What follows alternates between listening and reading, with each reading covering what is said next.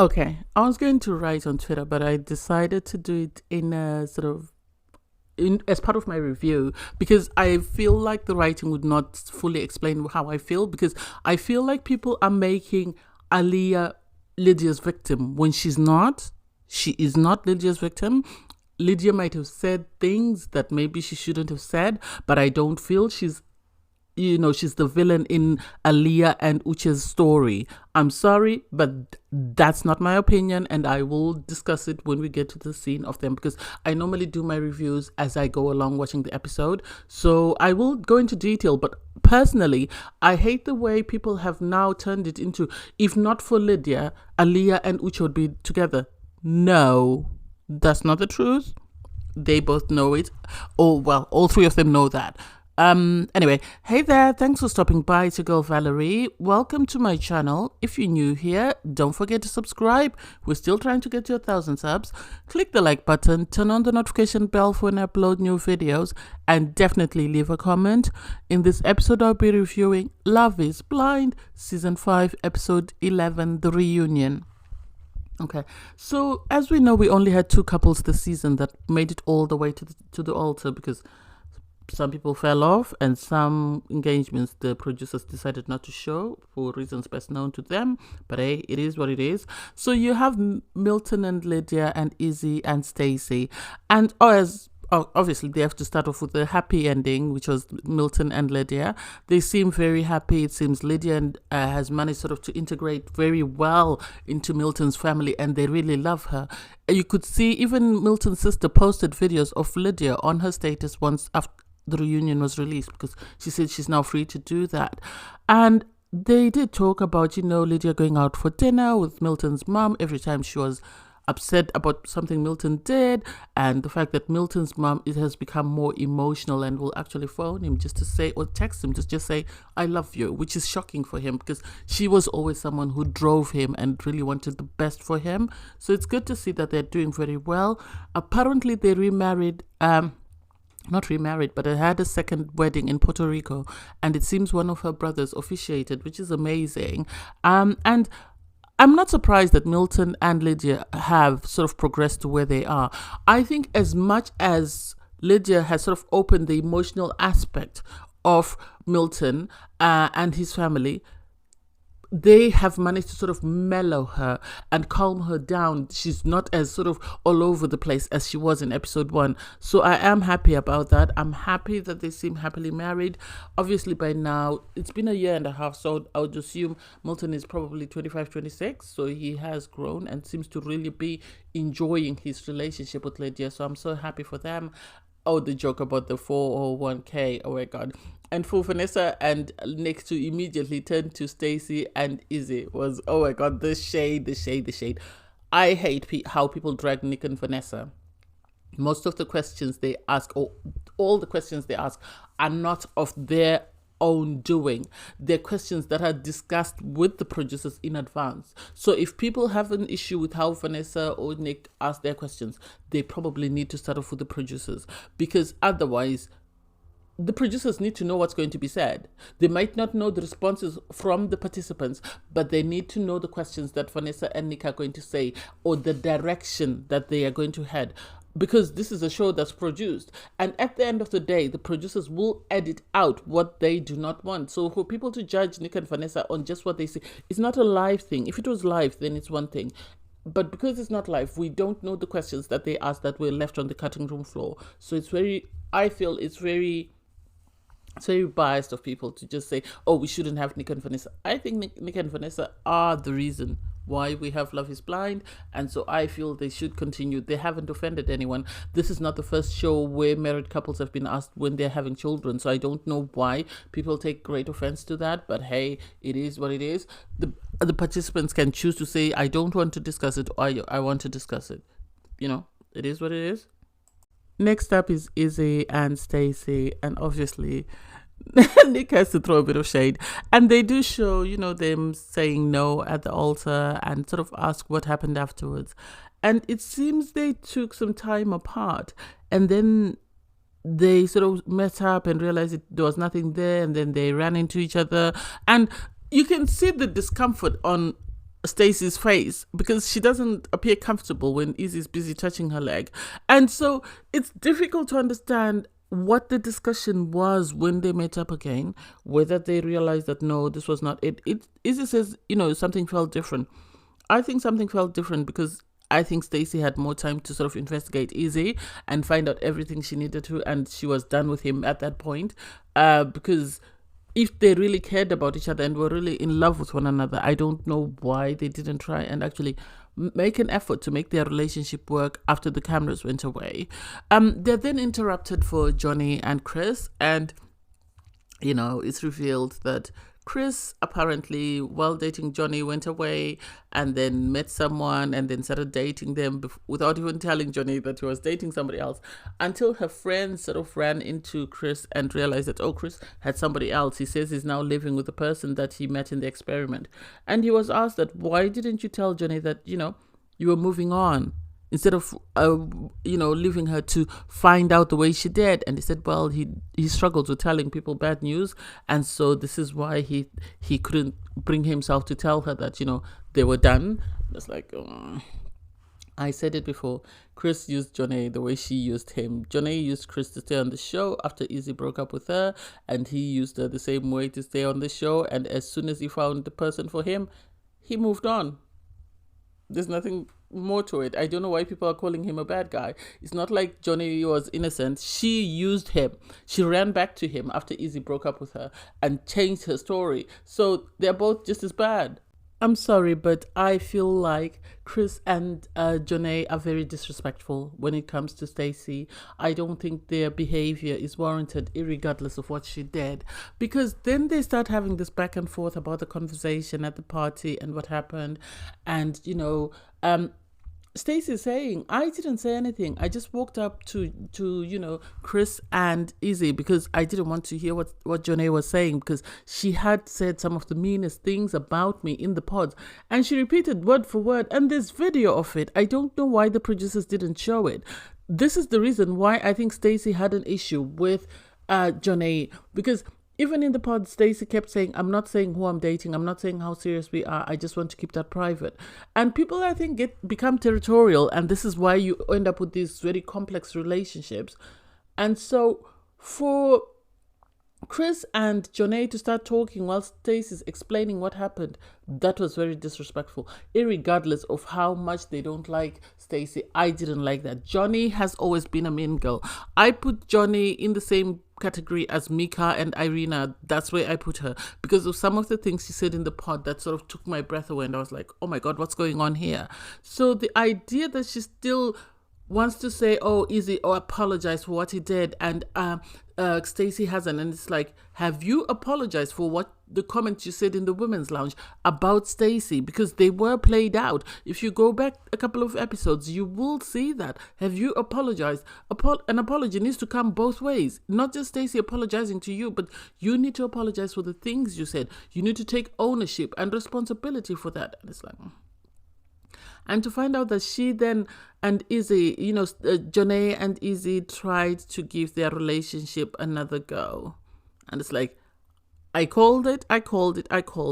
She didn't want Chris. She used Chris to stay relevant on the show while waiting for Izzy. And when Izzy became available, she tried but realized that if she took him back, that would mean she was taking Stacey's seconds, and decided to move on. That's my opinion, and I'm sticking to it, because I don't think they should have even tried giving things a go. They apparently, Stacey and Izzy went on a double date without knowing. What do I think? Nothing. Apparently, they later met up, and Stacey's family really liked Izzy. I said this in my previous review, that they liked Izzy as a person. It's just the fact that they didn't like his financial situation or his work history.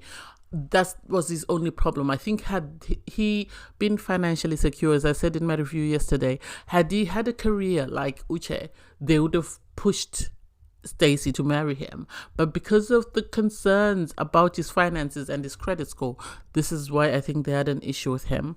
Anyway, they then bring out Aaliyah, and so they show the montage of Aaliyah and Lydia'S friendship. I know a lot of people are going hard at Lydia and saying, oh, Lydia didn't want what was in Aaliyah's best interest. She was this, that, and the other. I personally believe if Lydia was this obsessed with Uche, when she went into the experiment, she would have done and said everything and anything to sort of stop that relationship. She would never have entertained a relationship with any of the other guys. Her goal would have been solely to monitor Uche and what Uche is up to. So the idea that, she was, why did she say this? Well, Uche did the same thing on the other side. There were two exes who were trying to sort of outdo one another, who were trying to make sure that their ex did not succeed. That's the impression that I get.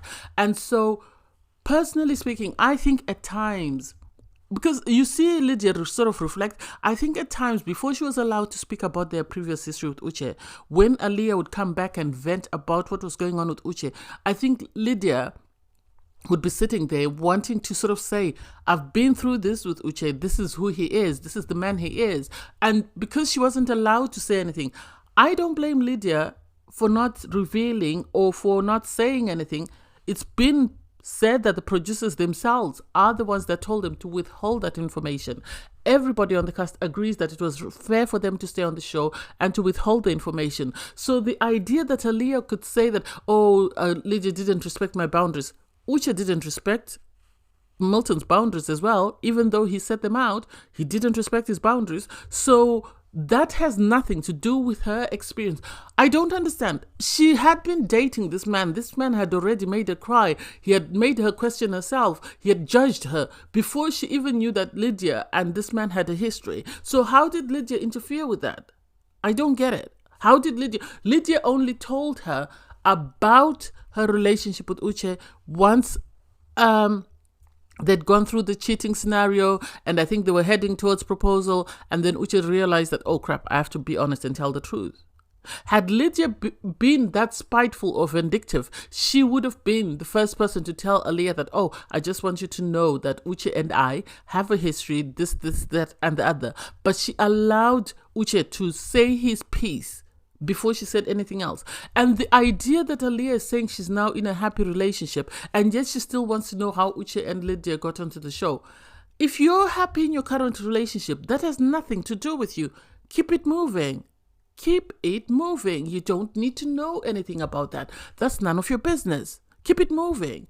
And for Lydia has explained that they both discussed wanting to be on the show and that there was casting for it. That's it. If these people are meeting up in bars and whatever, so what's to stop them meeting at Love is Blind?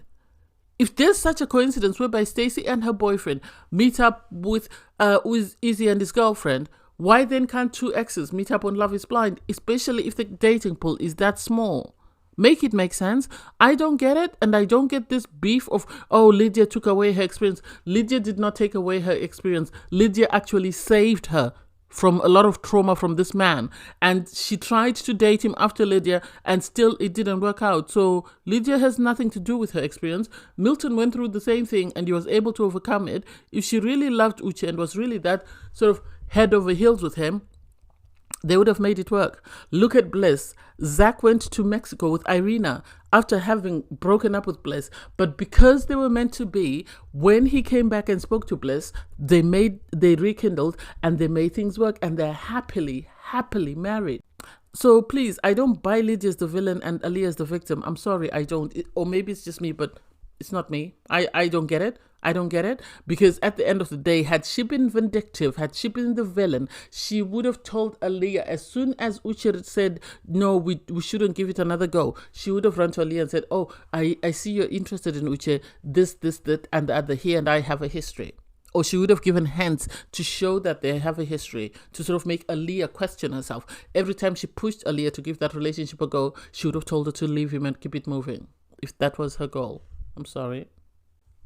Next up, I like the fact that Vanessa told, Aaliyah that maybe that Uche wasn't her person, and that maybe all this saved her from a lot of heartache, because he really wasn't her person. So she's then asked about what happened after, they left the experiment, after their date. And she says they dated for a bit, but then she heard that he had been saying he wasn't attracted to her and she wasn't his type. And for me, think he knew she wasn't his type. I said this before. I think he liked the idea of coming out of the show with a black woman and being black, the next Black Love, the next Brett and sort of Tiffany. And so the idea that, she says, oh, I got barbecue uche, I didn't get pod uche. And it's like, pod uche and barbecue uche are the same. Or some clips that we saw, the bit about him calling her out about her being a recent cheater, or the bit about him sort of yelling at her after she left the experiment, that's the same as barbecue uche. For her to say, it took her realizing that, why did she not realize that he wasn't it for her when he yelled at her about her cheating and interrogated her and judged her for that? Why did it take up until sort of the barbecue uche and then her dating him outside the experiment to see that he really ain't shit? I don't get it. Uche never liked her. As I said before, I think he liked the idea of dating someone like Aaliyah. I think he liked the idea of leaving the experiment with a black woman, but I don't think she was ever his type. I think on sight he realized that she wasn't it, even though she's a stunning young lady. And so it's a pity that he wasted her time and didn't allow her to sort of move on to somebody else. But hey, I digress. I also like the fact that, it's revealed that Uche has been sending messages to people, and it seems he's the sheikh of this season. Or what's his name last season? The one who had the fake tears. Was it last season or the season before, Andrew?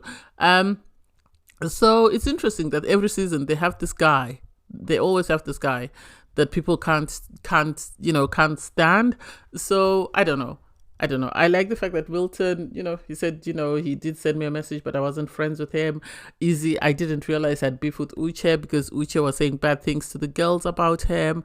It seems he sent a message to Aaliyah and Lydia on the day the show premiered, and he said, well, on his stories, he wrote that he did send a message, but that's because he always likes to be in good books with his exes. And it's like, how do you like to be in good books with your exes when you belittle them? You call them stalkers. You call them all derogatory words. Make it make sense. I don't get that.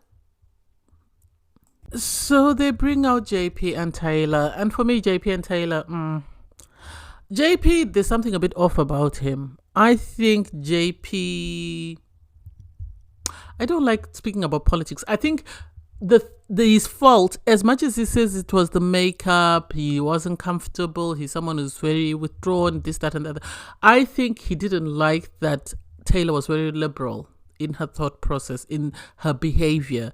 I think he wore like someone who's more conservative, someone who's more reserved, someone who's more aligned with him. And I think Taylor represented a sort of a fraction of the community that he's not comfortable in because of the way he always has the American flag on something. And I wonder whether that's the main reason. And he couldn't say that she's too liberal thinking, she's too liberal dressing, she's too outspoken for my liking. So instead of that, he just hammered on the makeup, on the makeup. I don't think it has anything to do with her makeup. I think it's the fact that she's very liberal in her thought process. And so for him, that is totally different to he comes across more or less as a Republican, is what I'm trying to say. And I think the idea that, Taylor believes in freedom of speech, in marriage equality and that sort of thing, I think was a bit too much for him. I'm not saying that's what she believes, but that's the impression that I'm getting from him always having the flag on him. I might be wrong. If I'm wrong, I'm sorry, but that's the impression that I get. Anyway, they're both dating, they've both moved on, and it seems JP is trying to hint that normally he doesn't really talk in relationships, and his friends are the ones that introduce him to any girl that he's dated. And it's like, oh, okay. And he says, he's in a relationship, he's been in one for a year. Good for him. Wish him all the best. Taylor says she's seeing someone, she's not yet dating, so that I hope she finds someone. She is a stunning girl. He is right that she looks amazing without makeup, but hey, it is what it is. Aw, they ended off with a cutesy game. What do I think of this season? I think this season was a hot mess. I think some of the people that were on the show were not ready to look for love. They were just there to be famous. Do I think people like anyone was done wrong? Not really, not really. I think everybody showed who they really were. And as much as it hurts that Aaliyah feels she didn't get the experience she deserved, I feel like she's better off having found somebody else than having ended up with Uche, because Uche was not the one for her. That's just my opinion. Taylor and JP, Taylor dodged the bullet because JP was not it. He's too stiff for her. And as much as in certain circumstances you'd expect them to complement one another, like Milton and Lydia, that would never have worked. Easy and Stacy, I think there were a lot of issues there. I don't think they were genuinely in love. I'm going to be honest. I don't think they were genuinely in love. They were in like, but I don't think they were in love. And then Chris and Johnny were a relationship of convenience, in the sense that Johnny just wanted to be on the show and Chris wanted to be on the show. So that's it. And Milton and Lydia were the breakout couple. It's no surprise that they were actually successful. And I think Milton is going on to 36 now and Lydia is almost 32. So he is maturing. He is growing. You can actually see that he has matured. I know people think, oh, he's just too analytical and stuff, but he seems to have connected with his emotional side. So I'm happy for him. I think Vanessa and Nick did an amazing job. I wish people would stop criticizing them, because no one in any reunion show will ever do enough to satisfy the viewers. At times, they have to respect people's relationships. There's no point in tearing Lydia down when she's now a happily married woman with in-laws to take into consideration. That relationship will still proceed after people have enjoyed her being torn down and being, made to cry for her behavior on the show. That is past. We all need to move on and turn a new leaf. I can't wait for After the Altar and the next season. See you next time, guys. Please don't forget to like, share, comment and subscribe, and click the link in my video to watch previous reviews of season 5. Bye everyone.